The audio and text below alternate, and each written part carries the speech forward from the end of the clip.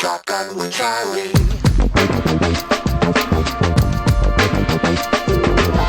Riding shotgun refers to the practice of sitting next to the driver in a moving vehicle. The term riding shotgun came around after the time of the stagecoach, when somebody used to sit next to the driver holding a shotgun, in case they ran into bandits. My name is Charlie Cook, and I drive a lot. I like to talk to people while I'm driving, so I interview people in my car while I'm driving. Welcome to Riding Shotgun with Charlie.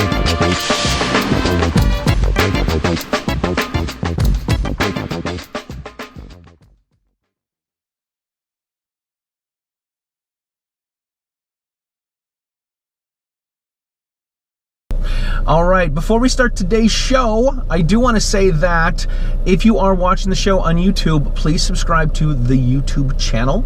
You can watch Riding Shotgun on Riding Shotgun with Charlie on YouTube, and if you're watching it there, like I said, please subscribe to the channel and click the notification bell.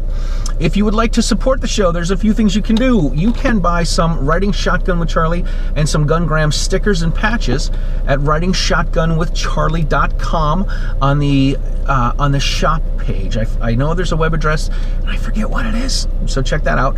If you'd like to buy some t-shirts, hoodies, and coffee mugs, you can check those out at ridingshotgunwithcharlie.creator-spring.com, and I will put a link for that in the show description as well. So if you'd like to support the show, man, that would be greatly appreciated. This is how we get the stagecoach across America.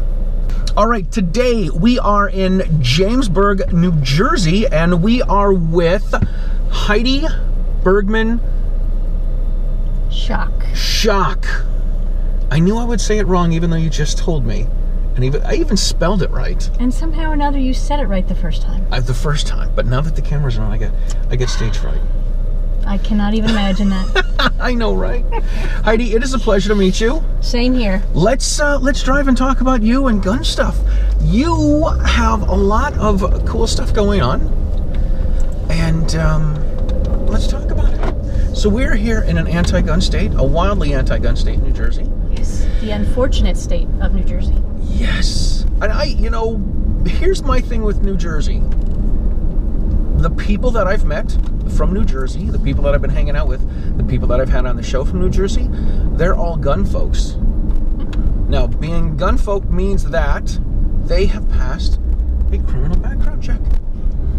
So they're all good guys and good gals, which is great. And I'll tell you, everybody that I've met has been friendly and fun, and they're great people to hang out with. All right, so let's talk about you. You're with the you're one of the DC Project gals? I am. You're one of the DC Project gals. Mm-hmm. You're also with a well-armed woman. The Well-Armed Woman. The Well-Armed Woman. Yep, sorry. National organization. And you've been a police officer for a long time. You like riding horses. You like shooting. You like fishing. Mm-hmm. This is all hunting. So cool. It's just great. Outdoors. Everything in the outdoors. Gal. If it's not too cold. If it's not right. If it's not too cold. That is cool. All right, so tell us about your stuff. How did you? Tell us about your history. How did you get into gun stuff? How did you get to where you are? I did not come from a gun-owning family. Never even thought about it. Mm-hmm. Ended up becoming a police officer somehow or another. Really? Decided that would be a good thing to do. Serving the community, was kind of community-oriented. Came from a family of firefighters. Yeah. So this was my jump into civil service, was becoming a police officer. Very cool. And while a police officer, I got our canine unit started. We had 2 dogs. I had one of them. Mm-hmm. Worked the dog patrol and narcotics. We trained our own dogs down in Atlantic City at the time for both things. So spent every bit of 6 months full-time training the dog. Mm-hmm. Came back up and then used him both in my town and numerous other towns. Whoever called, we would come and help out. Wow, so you were the canine gal. Yes. That is really cool. It seems to me like they treat the canine police officers a little bit different. Well, it might be a couple reasons for that. One is sometimes we smell bad. We are out there with dog hair all over. Because of the dog, right? Yes, okay. Yes, because of the dog. We are usually liberally coated in dog hair. Mm-hmm. and we go places that other cops don't go. Over hill, over dale. January, tracking someone that had stolen a motorcycle through the woods, through a stream. Oh my gosh. I ended up losing the track because they went over an 8-foot fence that I couldn't get the dog over, but by the time I got back to my patrol car, my pants were frozen solid from my butt down. Oh my God. And regular cops don't like that They're stuff. not a big fan. No, they don't like getting too dirty. All right, nobody does. No, But that's all right. But it was part of the job. Yeah. And it was an absolutely great job. Got to meet lots of people and go lots of places that you wouldn't normally get to go. That's cool. How long were you a police officer? 7 years, and then 7 I ended years. up getting Lyme's disease. Oh man. And that was the end of that. Wow. So you're still pretty young? Pretty young when you're doing this? Oh yes. Yeah, 20s, 30s. Okay. So then what happens? What do you do next? I decided to stay along this civil service kind of thing, and I became a paramedic. Which actually I had to become an EMT first because they didn't let you at the time jump right into being a paramedic. Because paramedic is usually at least a year and a half or so. Okay. Hours and hours and hours before you're at both road time, clinical time, class time. Very involved. All right. I'm going to ask a stupid question. What's the difference between an EMT and a paramedic? Because as a guy who's never really had to rely on those services or call people for those services, I assume it's obviously somebody in an ambulance, and I don't know what the difference between the two are. EMT is a basic life support. So they pretty much, they help out on all different scenes, go to all scenes, and the paramedics end up coming in for advanced life support services. So we come in if the person is not breathing, if they need drugs to help them survive until they get to the hospital. We can use electricity on them. Wow. If their heart stops. Yeah. So a lot of different things. Looking at hours wise, when I went through, EMT was 160 hours. Paramedic was 1,600 hours. Holy moly. Between classroom, hospital, clinical time, and truck time. Gotcha. That's pretty cool. How long were you? I was a paramedic for, I ran about 10 years. And I ended up getting a farm at that time. I've always been involved in horses. And the two were not compatible because of the time involved. When I worked as a medic, I was a night medic exclusively. So I worked 7 at night till 7 in the morning. That's gotta mess with your system, right? Yes. Yes, it did. Like, I spent years being a musician, and we were only out till 3. Amateur. I know, right? Yeah, I did like to go to sleep when it was dark out. So even though I woke up in the middle of the day, I still like to go to sleep when it was dark. Well, I can't say that I did not like to go to sleep in the dark. It's just that shift did not facilitate that. Gotcha. That makes sense. So you did that for a while, and then you got a farm. Yep, got a farm. I train horses. I trained people. At the time, I was still breaking young horses. But, of course, couldn't work all night and then work all day, especially with working with young horses. You really have to be on your game because 1,000-pound animals that are afraid of plastic bags blowing across the ring, always got to be on your toes. Wow. How many horses do you have? Do you have a whole cache of horses? No, I do not. Now, my husband assures me that would never be the case, and it is not. I actually only own one. Only own one? Gotcha. So do you, with your farm, do you have more, do you bring in horses to take care of? No, not as much as I used to, but yes. We used to have pretty much full, I had 12 at a time. People would send their horses in for training. Also show horses, bring them out, get them trained, get them showing. Pretty much the whole gambit. I would train them, but then I would also have to train the person to operate the horse. Which is a lot more difficult than many things that people are trained at because you have to deal with 2 brains instead of just one. Right. So you have to anticipate not only what the person is going to do that you're training, but what effect their action is going to have on the horse, and then what the horse is going to do in response to whatever the person does. Oh my gosh. So things don't always go smoothly. Yeah, no kidding. No kidding. No kidding. And you've been doing that full-time, part-time, side hobby, little passion on the side? For many years, full-time. That's cool. And I've just kind of eased off into that. I ended up, with my background in law enforcement, finding some firearms classes that I wanted to take. I ended up meeting Grant Gallagher through that and decided that I wanted to become an instructor, which is actually what I jumped into. I, at the time, was able to bounce over the basic student class, go right into the instructor class. Very cool. And kind of just took it from there. Grant Gallagher and I, with Scott Schott, we've worked and taught together for 5 years. All different kinds of classes, both NRA and United States Concealed Carry Association. Cool. And then over this past year, I have developed my own company, which is Defense LLC. Very cool. Did you notice a difference between classes that you had to take for a police officer and then as an armed citizen? I'd have to say the police classes were more practical. They were geared to response and useful use of your firearm. Okay. Whereas the initial NRA class was more nuts and bolts, very basic but yet very comprehensive in everything there is to know about firearms, different actions of firearms, ammunition, everything, right, especially you need to know to start. Yeah, there is definitely, I mean, this is something we were talking about over lunch. There's definitely a difference between a beginner class and somebody that wants to be able to carry concealed or use a gun in self-defense or for home defense. Absolutely. And that's why I started to change over more to the United States Concealed Carry Association, USCCA, because their curriculum tends to be geared more towards a practical use of the firearm, particularly in a defensive sense. Very cool.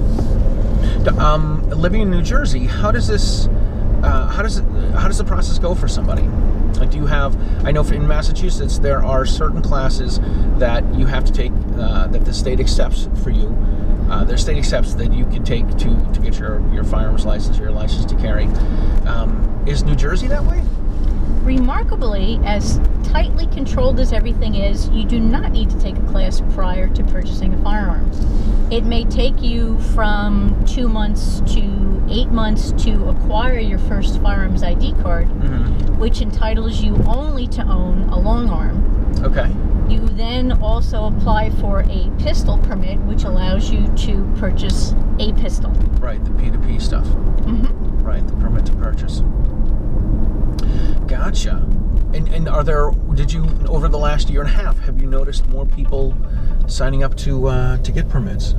Yes. Over the last year and a half, 2 years, the increase has been exponential. Really? Firearms industry has exploded to where most of the ranges and gun shops I'm familiar with are having a very difficult time keeping firearms on the shelves.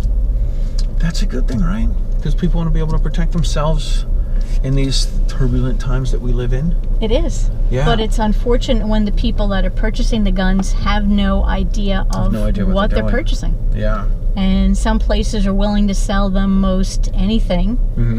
Getting in a brand new student that has not removed their gun from the case yet, they take it out. What did you call this at lunch? The two-way mini pearls. Oh yes, yeah. They come in with they come in with the tag on it. They still have the price tag on it, so they come in. They're the two-way mini pearls. That's awesome. They show up. They open up the box. The gun is still wrapped in plastic. Unbelievable. Still has a little paper tag around the grip. The price is still on it, and there they are, with their bright, shiny new faces, with their bright, shiny new guns, with no idea what to do. Yeah, I actually, I had some clients that I went gun shopping with.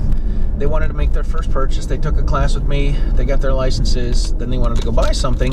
And we went to one store. And this was really nice. The gun store didn't have a lot of inventory.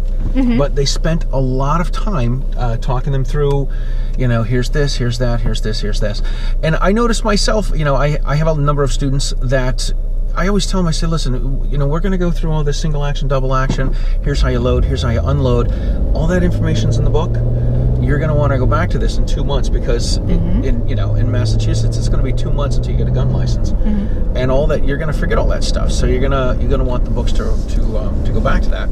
So anyways, so this gun store took an hour with all these people, and they didn't have a lot of guns in the store. Then they said, all right, well, we think we want to buy one of these. I'm like, let's go somewhere else. You've got the time, I've got the time, let's do it. We went to another gun store that had a much wider variety and a number of firearms. So then they ended up saying, oh, there's a couple of other guns that we liked at the second gun store. And I'm like, this is why it's good to have some options. It's good to have some options. Did those gun stores have ranges attached to them, or were they standalone? They do not. So there's only a few places in Massachusetts that are gun stores that have ranges. In Massachusetts, there's only a few places that they have that are public ranges. Everything else is like a private sportsman's club sort of a place. So taking something up for a test drive can be a challenge. Yeah, that would be kind of prohibitive to finding a gun that really suits you. It's one thing to pick it up in a store. It's another to actually fire it on the range. I actually I took some students out. I have a Glock 19 that I used, and I have I want to say it's a Ruger LCP 9C. I can't remember what it is, but it's a 9. It's smaller. It's more compact. It's much more in the size of like a Glock 43 or a Shield. And the lady actually liked shooting that more than she liked shooting the Glock because that fit into her hand better. So I thought that was that's very interesting. Wild. Yeah, because I thought she would shoot the bigger gun a little better because she can get, there's more surface space, but she liked the one that was a little smaller. So I thought, because we know how snappy those little guns can be. They can. And then you get somebody who goes to a store without somebody like you and ends up getting handed a 40 or 45 caliber. Right. And they can't shoot it because they're at the store, they're not at a range, and then they take it to the range, and boy, did their eyes get opened up, and not in a positive way. It really is. It really is a disservice. Really is a disservice to take someone out. I've done this myself, so yes, I'm a bit of a chump, but I've taken my friends out. We shoot 38 revolver. You see them slipping a 357. You're like, hey, let me get some video of you shooting this. Bang, bang, boom. Yeah. So it kind of is a disservice to sell someone something that you have a hunch is not going to be good for them. So yeah, that is not good at all. I actually have a woman I took shooting. A woman called me up, wanted to go shooting. Had a gun license for 3 years or so. Had a J-frame revolver in 38 that her boyfriend told her was a good gun. Ah, the boyfriend. Yes, the boyfriend. And she fired 5 shots out of it. The first round, she's like, she squeezed the trigger. Since it's got a long, heavy double action trigger, doesn't squeeze it all the way. You see the cylinder rotate, doesn't fire. And she's like, is it broken? I'm like, you need to squeeze the trigger all the way. So she squeezes the trigger all the way. The gun goes off. She's like, holy crap. She fires the second round, and she's like, yeah, I don't like this gun. And I'm like, I told you that was not a good gun for you. And she ended up going back and ended up buying I took the gun back to the store and bought a Walther P22 or something, and hers was pink. So she dug that, and that's cool, and it fits her needs. I do make sure I tell everybody they can have their guns Cerakoted whatever color they like. Right. I know some people have issues with that. I don't. It makes it theirs.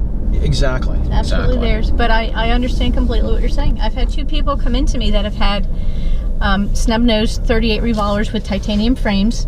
Really light gun. They're beasts. They are. And this is their first gun, and they were both of them told by salespeople, saying, "Oh, this will be a great gun for you. This will be a great gun. Small, you're a small, petite light. woman. It's easy to put in your purse." Yep. Right. And then you shoot it, and you're like, whew. I will say, the first time I fired a titanium frame, J-frame in 357, it actually left marks where the frame and the grip are. It left marks on my hand, and I started to bleed a little bit. And I was like, this is really cool. I want one of these. So I eventually saved up my money and went and bought me a hammerless 357. Yeah, totally. You Good are stuff. not the usual. I enjoyed the punishment. Well, some people do. I've heard that. Yeah, I thought it was pretty cool. I dug it. All right, so how does this lead to you getting involved with the DC project and the Well-Armed Woman? The Well-Armed Woman, I got kind of sucked in. The person that, one of the owners of the range at the time, got spoken to by someone else that was involved in the Well-Armed Woman. Yeah. And I was teaching out of the range, so they asked me, pretty please, would I consider starting up a chapter there? And you were already an instructor and stuff? Yes, I was already instructing there. Mostly I was instructing with Scott Shot. I wasn't doing a lot of private instruction at that time. So I said, looked into it, okay, was quite a process though, getting involved into it. Yeah. Lots of paperwork, lots of legal stuff, but also because I was already an instructor, I was expected to be an instructor for the chapter because I would be having women coming in that did not own firearms yet, or were new into firearms, or were just uncertain to begin with. Yeah. But one of the things that a Well-Armed Woman instructor has to do is do videos in order to maintain a standard along with the rest of the nation for the instructors that the Well-Armed Woman has. Yeah. Which involves 9 videos, one of which is a firearms live fire qualification on video without any editing. Really? And then it is also 2 minutes each for instructing another 8 different segments of... We're supposed to take this. Now, completely unrelated. Amanda Suffolcool, this is for you. You always think I take people out and I get them lost, and I pretend to be lost, and I never pretend to be lost, and I'm never actually lost because I do have a GPS. So we're going to follow the GPS back to where we're heading to. Well, I will admit to you that once we got up onto 18, I said before I had no idea where we were. I can now get around. All right. Now that we're getting off of 18, nope. I'll be lost again. Great. Well, that's okay. I'm lost the whole time. We both have phones. So. I know. We're good to go. Modern technology, if it works. It's, that's a big if. Yeah. Well, let's just hope that we don't have an EMP or something like that. Right. I did not. We were driving here today, and I was like, you know what? I don't have a map. Physical paper map. A physical paper map. I think I got rid of those about 15 years ago. But it's a good thing to have because you never know in this current atmosphere what could possibly happen. Right. People don't think so. I know that you know what I meant when I said EMP, but I bet a lot of other people do not know what that is. I used to watch 24. And when 24 came out, I thought it was ridiculous. My kids were young and I didn't have time for TV is really what it came down to. And then I heard that some particular religion did not like the way that 24 was portraying them. And I'm like, hey, I think I'm going to have to start watching this. And I got completely hooked. And I didn't, after 24 ended, I was like, you know what? There's not going to be any shows like this. I'm never going to get hooked on a TV show again. Blah, blah, blah, blah, blah. And I'm as someone that's always late to the game, I was late to the game for Breaking Bad. And I'm like, oh my God, this is like TV, man. And recently I started rewatching Breaking Bad for probably the 4th time. Wow. So I'm a little hooked. Yeah. Anyway, that's worst things to be hooked on. Completely off topic. Completely off topic. It is. Oh, and I guess that I should interject to make sure that everybody does know that EMP means electromagnetic pulse. And what does an EMP do? It will knock out all electronics that are not surrounded by a Faraday cage. Right. And it will leave them stranded. Unusable. Yeah. Yep. And an EMP can be caused by solar flares, but they can also be man-made, which is really the one that we have to worry about. By the government. Sorry. Yep. Not necessarily even our government. Right. There are other governments out there that might not want shocker, don't like us. I know, right? All right, let's reel it back in and talk the Well-Armed Woman. The Well-Armed Woman. So, the Well-Armed Woman is obviously women, though we do have range officers that are men that will come in and help us out with instructing sometimes. Cool. We do an educational segment at the beginning of the meeting. We have one meeting a month, our particular chapter in Lakewood, New Jersey. We meet on the first Thursday of the month for a regular meeting. So we spend about an hour to an hour and a half doing an educational segment. Now that segment could be on grip or stance or situational awareness, pretty much anything that involves keeping ourselves safe or expanding our horizons. Mm-hmm. And then after the meeting is over, whoever wants to, and we encourage everybody to go out onto the range. Because we know that shooting is a perishable skill. Right. And at least with these gals, there's one day a month where they all get together and go shooting. Mm-hmm. So it's like bowling or going to a bar or whatever other type of hobby you may think of. The gals get together and do this like instead. A book club or something. Yeah. Yep. That's cool. Yep. And everybody, I cannot say, I can't even explain how good the gals are that I have. Mm. They are so generous. They are so kind. They support one another. And generally, when you get a group of women together, it's not always like that. There's friction. There's cattiness. There's these gals, not a blessed ounce in any of them. That is cool. They are, somebody comes in new and everybody wants everybody else to shoot their guns. They're willing to give up their precious ammunition. Yes, I always tell people that the best way to make a new friend at the range is to ask them about the gun that they have. Mm-hmm. Like, it's a great icebreaker, and I said it doesn't always do this, but it often turns into, I got it here, I paid this much, I like this, I don't like this, I read this review, this person has one, a friend of mine's got one, I shot it here, and then it often turns into, would you like to try it? Mm-hmm. And the answer is, oh my God, I'd love to. Mm-hmm. Yep. Which is great. For free. It is. It's lovely. Gun people in general tend to be very generous with their time and with their possessions. So I don't know if you know who Ken Blanchard is. He's known as the Black Man with a Gun, and he's got a podcast called The Black Man with a Gun. I've had Ken on the show, and Ken likes to say that anyone that gives you a gun is family, and anyone that wants to take a gun is an enemy. And I am a big, firm believer in that. Wise words. Yeah, it is. And for me, I'm sure you've done this as well. When I have one of my friends decides to join the club, my good personal close friends, when they join the club, I will buy them an extra magazine or two. I will buy them some dummy rounds, and I'll try to get some educational material for them. Nice. So hey, Very listen, generous. Welcome to the club, man. I'm so glad you're here. Mm. Here's some spare mags. You're gonna need them. Here's some dummy rounds. These are gonna be good too. And here's a book. Here's something for you to read as well. So yeah, that's cool. That's nice. So you guys meet once a month. The Well-Armed Woman. How many ladies do you have in your chapter? In our chapter, we have almost 50. 50, so very cool. Sadly, we only get usually 14, 15, 18 at any one time. Depends on the topic that we're doing. That is not too bad. Well, I get nervous that someday everybody might decide to come at once because the classroom that we have is not nearly big enough for that. Right. I crammed 34 in one time, and even that was tight. Yeah. That is really cool. And that was pre the disease which shall not be mentioned. The virus that shall not be mentioned. What's the age range of these women? I'm going to guess that the youngest we have is early 30s. And the oldest that we have is just about mid-70s. Mid-70s? Really? Mm-hmm. What does she shoot? She has a Glock 9, and she also has a 22. Cool. And I think she's looking into getting an AR-15. God bless her. That's awesome. Mm-hmm. Good for her. Yep. But she is also an instructor.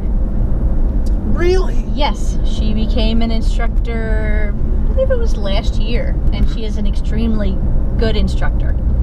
Well-spoken, cool. Very cordial. Yep. She's wonderful. Do people listen to the older instructors different than they listen to the younger instructors? With the gals, I'm going to say no. Yeah. With guys, I'm not sure because I haven't analyzed the interactions between the two of them. Right.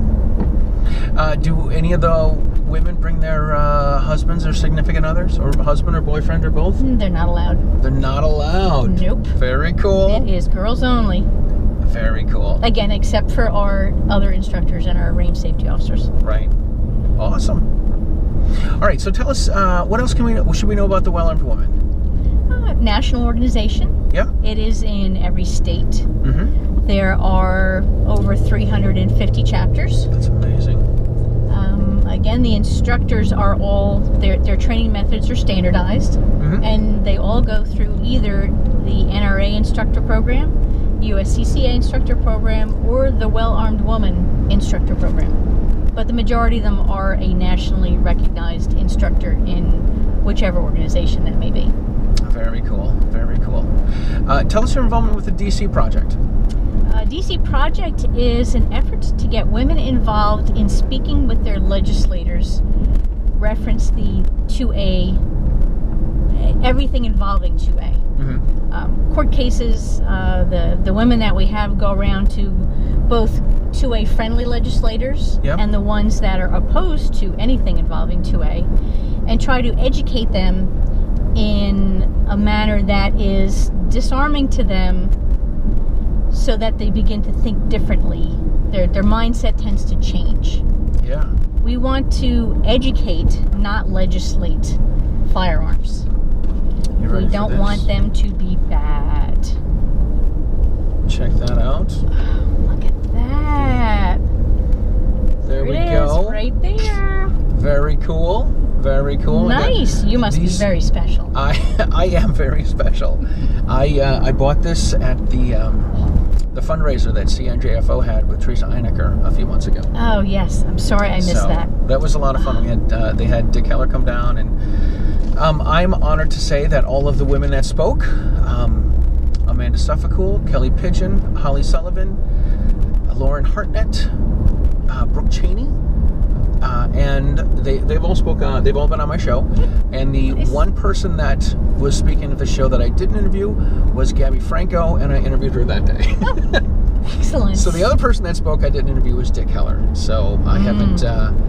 I have reached out to Dick a couple times, but we haven't set anything up. So I hope that you can. That would be very nice. So that's where I got the educate over legislate mask. The only masks I've had during this whole pre-COVID or this virus that should not be named. The only masks I have are pro Second Amendment masks, and I'm like, if I have to wear this stupid thing, you're going to look and see that I'm pro gun, and if you don't like it, that's too bad, because I'm following this little stupid thing that your people are making us do. So you can take it and stick it. That's right. Very nice of you. Very right. Bold. Yeah. Cool. DC Project. How you guys have some stuff coming up, right? Like there's you guys had a fundraiser recently. We had a fundraiser recently. Yeah.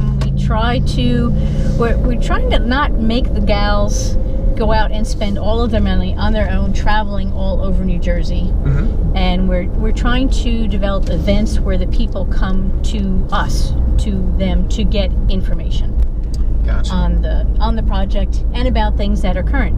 However, we get somebody like Teresa Einecker, who is more than willing to take her own time and go anywhere that someone asks her to explain exactly what's going on, the court cases that are in process, and the ramifications, both good and bad, of everything that's going on.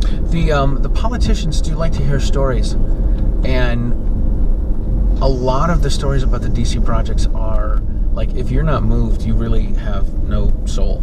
Oh, yes. Some of the gals that we have. There's a lot of gut-wrenching stuff. Yeah, there's a lot of gut-wrenching stories about women that have needed a gun to be able to protect themselves. And, it's some pretty amazing stuff. I hear who's talking, and it's my phone. Some pretty wild stuff. All right, listen, we are almost where we need to be. We need to make a hard left here. Oh, wait, we can go over there, can't we? I don't know. We'll be fine. This is not a good intersection. This is like a 12-point intersection. This is a little crazy. It is. All right, we're just going for it. Absolutely is. From Massachusetts, we're going for it in the gas. That's good. Yeah, we have our seatbelts on. Right, That's we'll be fine. All right, listen, we need to wrap things up. Where can people find you, and where can people find the Well-Armed Woman, the DC Project, all that sort of great stuff?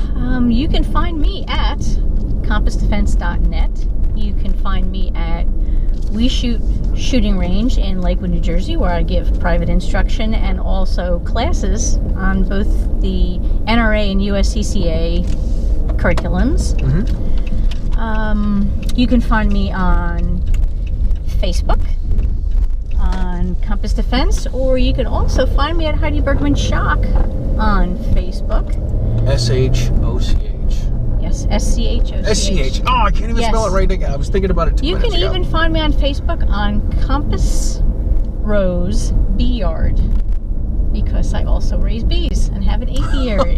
Nice. So you may find me many places. You're all over the place. I am all over the place doing many, many different things. This is very cool.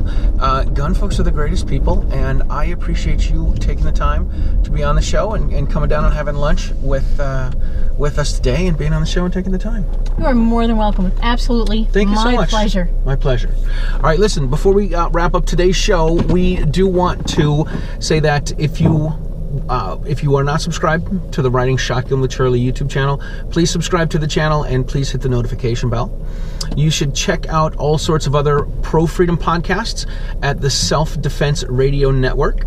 You need to support the Second Amendment Foundation. They fight a lot of legal fights for our gun rights. It is saf.org.